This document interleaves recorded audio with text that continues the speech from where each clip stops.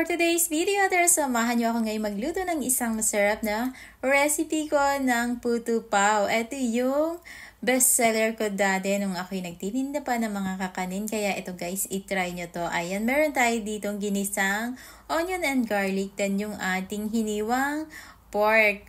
Ayan guys, samahan natin ng konting taba para medyo masarap yung ating palaman sa puto pao. At ayan, pakuluan lang muna natin at pagka medyo malambot na, saka tayo maglagay ng mga ingredients. Meron tayo ditong salt, soy sauce at saka ng oyster sauce at black pepper.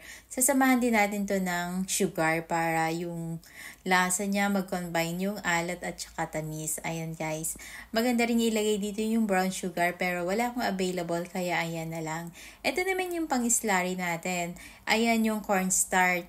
Naglagay lang ako dyan na 1 teaspoon ng cornstarch. At ayan, pagka ready na, tama na yung timpla natin, ilagay na natin. Antayin natin lumapot.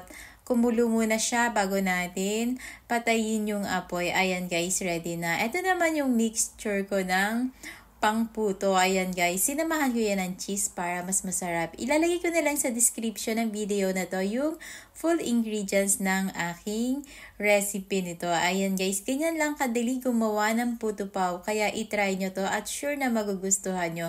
Pwede din tong pangbenta. Pwede din kayo maglagay dito sa ibabaw ng salted egg pero wala naman ditong available. Kaya ayan, okay na yan. Cheese na lang yung ilalagay natin sa ibabaw. Ang sarap na lasa nito guys, kaya sure na magugustuhan nyo at itry nyo to.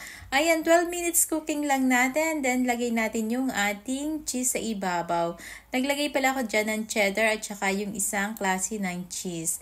Ayan guys, 2 minutes lang at ready na yung ating puto pao. Thank you for watching. Sana may matutunan kayo sa aking mga videos.